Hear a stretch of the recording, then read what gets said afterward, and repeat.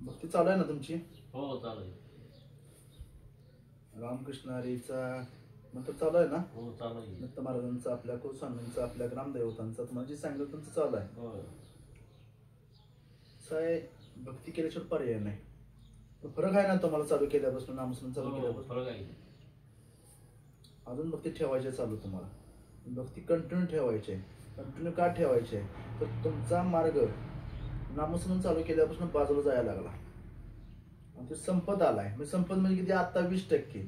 अजून तुम्हाला कमीत कमी 4 ते 5 वर्ष कंटिन्यू नामस्मरण ठेवायचं आहे. ते किती मिनिटं? 10 मिनिटं. मग कुणाचं आहे तुम्हाला माहित आहे? रामकृष्ण हरीचा आहे, दत्त महाराजांचा आहे, गोस्वामींचा आहे, आपल्या ग्रामदेवतांचा आहे. पण दत्त भक्ती कुणाची झाली?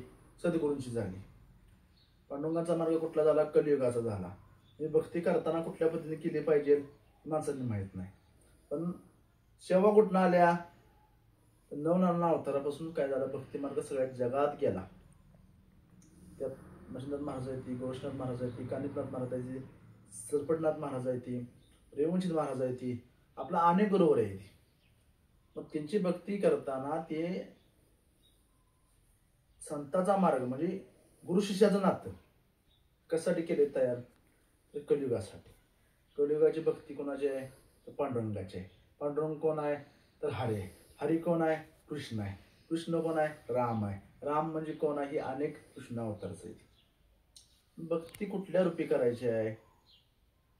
तर त्यांची भक्ती मनभावी केली पाहिजे, मनात भाव ठेवला पाहिजे, चांगलं बोललं पाहिजे, चांगला विचार केला पाहिजे. आणि दुसरा विषय काय आहे?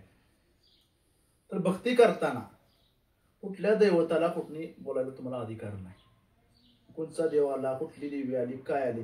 जसं ब्रह्मा विष्णू महेश, तसं लक्ष्मी माते, पार्वती माता आणि सरस्वती माता यांचा अवतार आहे धारण.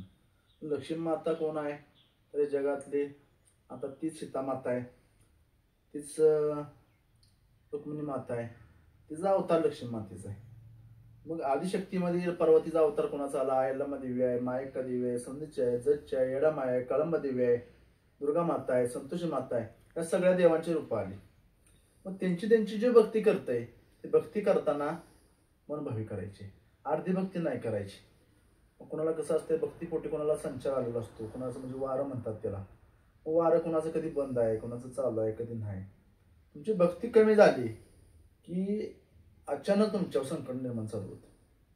भक्ती कमी झाली की अचानक संकट कमी होतं. संकट तुम्हाला कमी करायचं असलं तर कंटिन्यू तुम्हाला भक्ती ठेवली पाहिजे. मग काय अडचणी असल्या तर आपल्यापाशी काढल्या जाते त्या.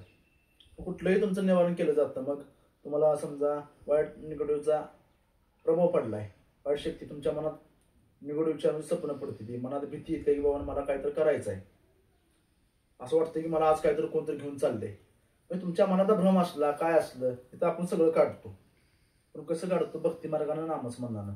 तुम्ही नामात भक्तीत आला तर तुमच्या सगळ्या गोष्टीचं मी सांगितलं जातं. मग तुमच्या घरी कुठलाही प्रॉब्लेम असू द्या, प्रॉब्लेम म्हणजे काय? देवाचा असला तरच, आणि बाहेरचा निगेटिव्ह प्रॉब्लेम असला तर, म्हणजे असुरांचा.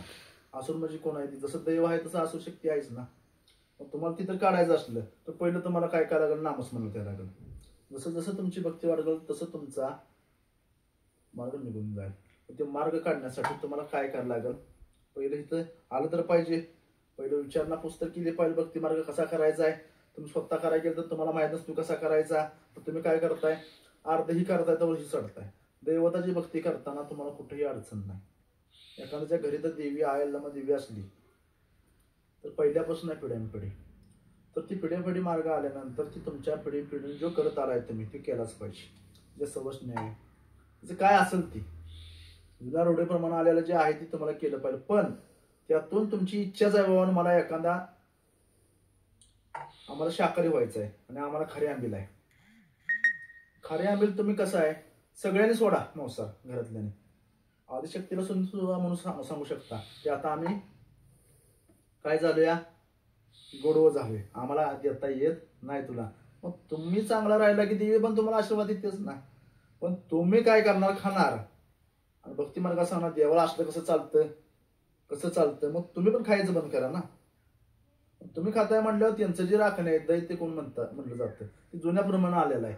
मी पण आताचा जन्म आहे माझा, मला जे बाहेरच्याकडनं कळतं मग जुन्या पोथी पुन्हा लिहिलेल्या शास्त्रात की खायचं नाही म्हणून बळी प्रथा आहे, असं चालत नाही, देऊ नये म्हणून सांगितले. पण देऊ नका म्हणून सांगितले, पण का देऊ नका ही कोणीच सांगू शकलं नाही. अजून कोणच सांगू शकत नाही. पण भक्ती मार्गात ताकद आहे, नामच मनात ही ताकद आहे. ती कुठं तर जी भक्ती करशील तुम्ही तुम्हाला कळेल. भक्ती आता सांगतो तुम्हाला याला देवीची कशी करायची. तर बाबा जे सवासणी येत्या, कोणाच्या परडे येत्या, कोणाची बाबा यात्रा तिथं असत्या, कोण यात्रा करते तिथं, कार्यक्रम केला जातो भक्ताचा, त्यांचा जोगा घालणं म्हणते त्याला. पण तुम्ही तिथं जर बंद केलं असलं तुम्हाला साहजिकच त्रास होणार आहे. ते कोप कशाचा आहे, नवस कशाचा आहे, काय बोललंय ते सगळं माझ्यापाशी काढलं जातं. तुम्हाला काढायसाठी जर हे करायचं असलं तर इथं अवश्य घेऊ शकता तुम्ही आणि इथं तुमचा मार्ग करू शकता. रामकृष्ण हरी.